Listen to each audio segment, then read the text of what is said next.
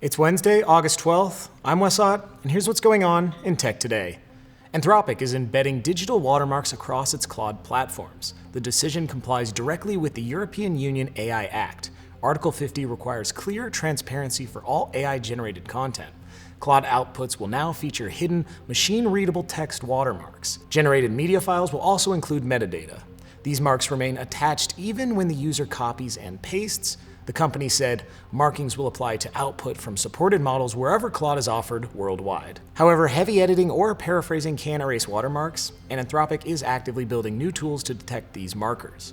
The watermarking rule applies to future Claude releases going forward. This is the first major move to establish global precedents for this tech transparency, and other leading AI developers will likely soon have to follow suit.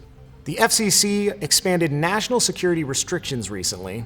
The new rule bans foreign advanced robotic devices nationwide. Regulatory language targets autonomous machines capable of ground navigation.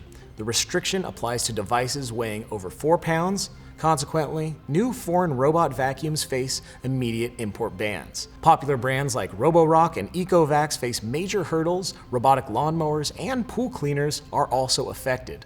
The FCC cites data collection risks and cybersecurity threats. However, existing vacuums currently in homes remain completely unaffected. Already approved models can still be sold in stores, but manufacturers will now face significant supply chain distribution, and industry analysts predict fewer domestic robot home appliance choices. Disney announced major changes coming to its flagship streaming platform. The entertainment giant is officially considering a free option. In the company's 2026 third quarter earnings call, CEO Josh D'Amaro said, "We're exploring a free product for consumers. A free offering could help us drive top-of-funnel Disney Plus subscriber growth." Additionally, Disney partnered with social media platform TikTok, and selected short-form creator videos will appear inside Disney Plus.